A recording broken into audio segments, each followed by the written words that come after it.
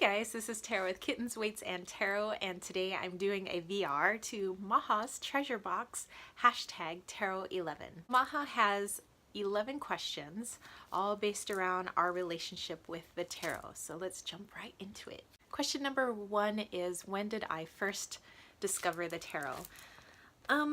So like I've said in previous videos, like when I first actually saw it and maybe was kind of interested in it, would have been going back to elementary and middle school, because like I said, I grew up in a very Hispanic neighborhood, mostly Mexican, and people were very like Catholic and religious. However, when you go into, or when I would go into some of my friends' homes, sometimes I would see these decks of cards and I would have no idea what they were, and then later on I knew that they were tarot cards, and I was just very fascinated by them.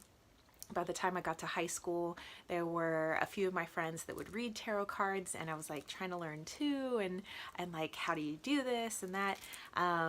So I would say when I first saw them would be around like, I don't know, 6th, 7th grade maybe.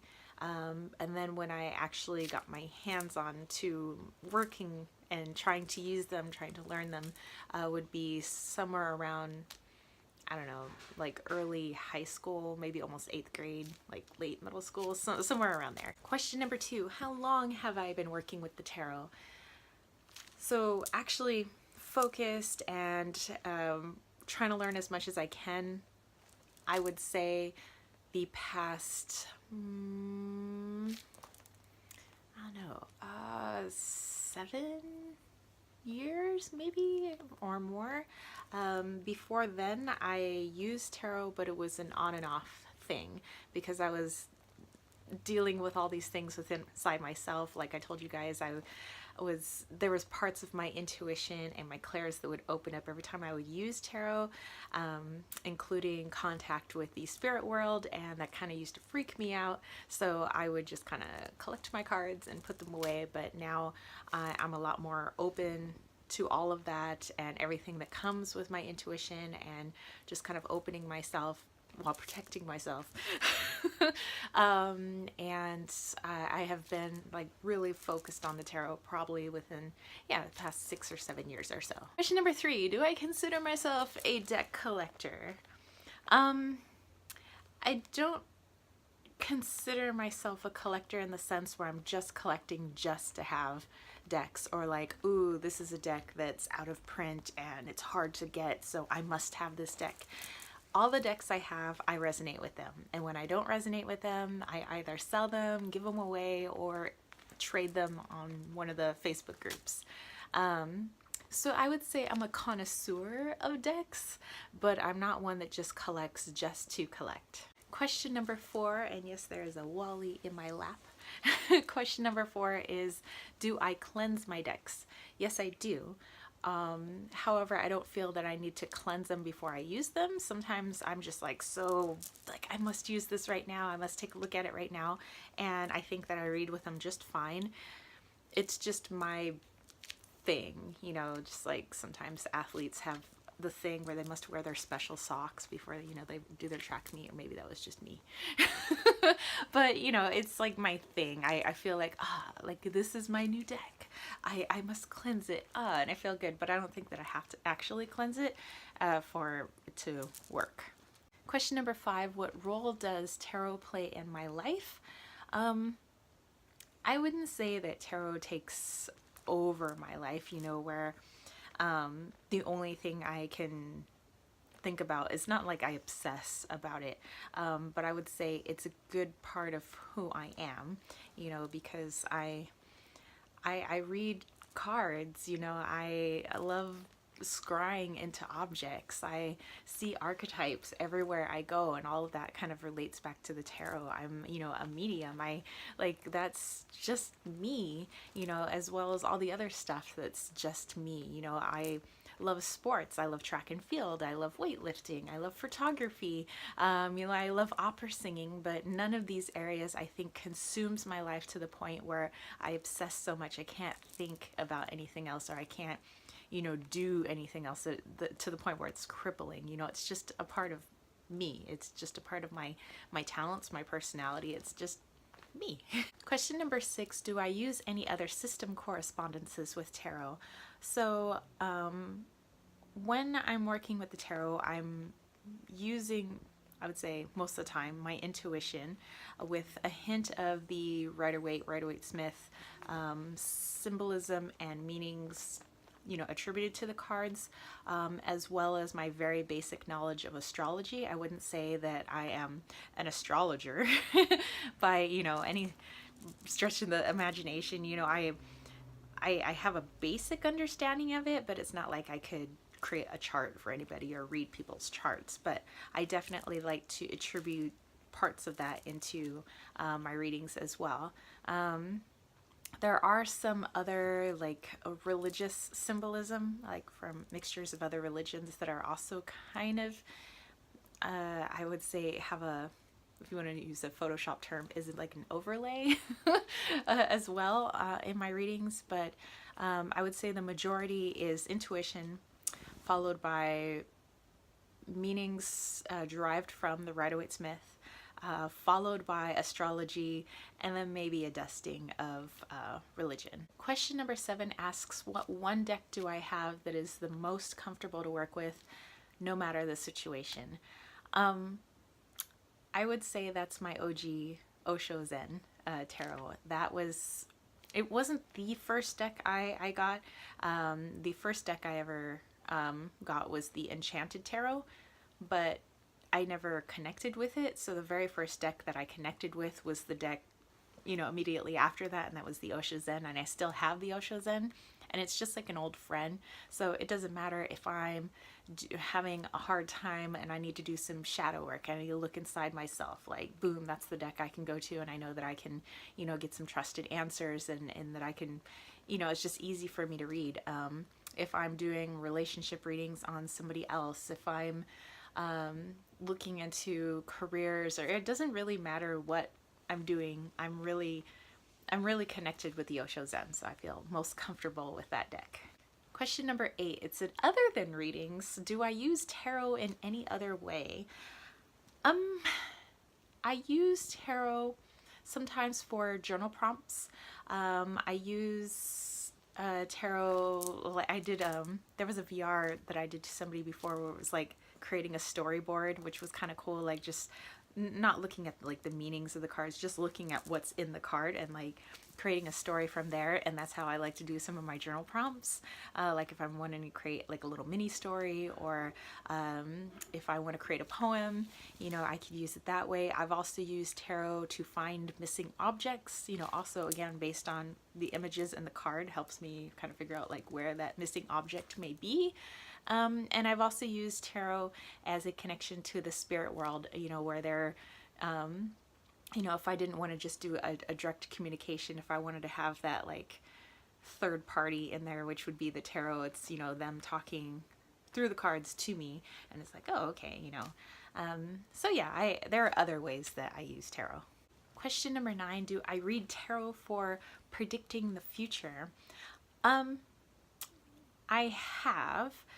But again, in my view of the future is that there are so many different timelines based on the paths that we take, you know, the choices that we make. You know, I could make this choice, but I could have easily made all these other choices, and all these other choices lead down all these other avenues. And so I think that, you know, if I'm doing a predictive reading, which I never do for other people, but I do for myself, you know, I'd say this could be the possible outcome if I continue on the road I'm on. But of course, you know, since I have free will, I could make some other decisions along the way. So it's just a possible outcome. I think kind of I may do some form of that in readings for other people, where I say, you know, if you do X, Y, and Z, this could be your possible outcome. If you continue on what you're doing, this could be your possible outcome. But I've never said like something is set in stone. Early on, when I was first learning everything, I did, because I thought that's how it could be. And then I was sorely disappointed when, you know, certain things wouldn't come true. And then I realized, oh, there's this whole thing called free will. So yeah, if I do predictive readings, it's a possible outcome. It's never a this is set in stone and this is what's going to happen. Question number 10. If I could be any card in the tarot at this point in my life, who would I be? I would say to choose a card that I wish to embody in this part of my life, I wish to embody the Emperor. I've been the Empress quite a bit. I don't know, maybe it's tied between the High Priestess and the Emperor. But no, I think I would need to embody the Emperor, which is cool because the Emperor was the card that I picked for February, or the card that chose me. It's just something that I really need to step more into, being more authoritative, more having a handle on my own stuff and saying this is how it's going to be, other than other people telling me how it's going to be. So yeah, I would love to be more in the Emperor's energy at this point in my life. Question number 11, the hardest card for me to connect with and how I got more comfortable with it. The hardest card for me to connect with was I said the tarot, the Tower. Well, yeah, I actually, you know, that was a Freudian slip because at first, like I've said before, the tarot was hard for me to connect with at first because, you know, I was so scared, you know, with everything coming with it, you know, all my intuition, all my opening up to the spirit world. So yeah, that was actually a Freudian slip. No, but the Tower was a really, I mean, it's still not a joy to see in my readings. And it's funny because that's the only thing that keeps popping up in my readings. So I've learned to be more comfortable with it. It's like, hey, I can't control, you know, when shit hits the fan. Sometimes the Tower means that stuff is happening to me. Sometimes it means that it's just something big that's happening around me and I'm just gonna feel it too. So I've learned not to always see it as like doom and gloom and oh my gosh, you know, this thing is gonna happen to you, but it's more something's gonna happen. It may affect me indirectly, it may affect me directly, but it's like, okay, how am I gonna react? So start thinking about more how I'm gonna react, other than trying to run away from it, trying to stop it, because I can't. You know, I have no control over the Tower. So I've been working and getting more comfortable with my reaction. And there's something that it's funny, you know, I put up on the board for my students, and I should have been more taking this internally myself, but it says S plus R equals E, which is situation plus reaction equals experience. So you can't always control the situation, I tell my students, but your reaction is directly related to the type of experience you're going to have in any sort of situation. You know, if we have a massive earthquake, you know, are you crying and screaming to the heavens, like, why me? My life's all jacked up and like, I'll never recover from this. You know, of course you're going to have a horrible experience, or like, wow, that sucks. Okay, you know, how are we going to rebuild? How are we going to help our neighbors? How are we going to work together? Of course you might have a completely different experience then. So yeah, I've just been learning to work on my reaction to certain things and thereby changing my experience. So that's how I become more comfortable with the Tower card. All right, so that's it. That's all 11 questions created by my girl Maha. Definitely go check out her channel. I'll put a link to her channel down below. And if you guys dug this video, don't forget to give it a thumbs up. Don't forget to click subscribe. Don't forget to send little Wally down here some good vibes. Here he is. Wally toe. And yeah, don't forget to click that notification bell for more videos just like this if you guys want to catch a reading with me, or you would like to check out any of the bracelets I have in my shop, which actually I have my Lava Love bracelet, which is just in time for Valentine's Day. Check that out in my Etsy shop, as well as my healing salves.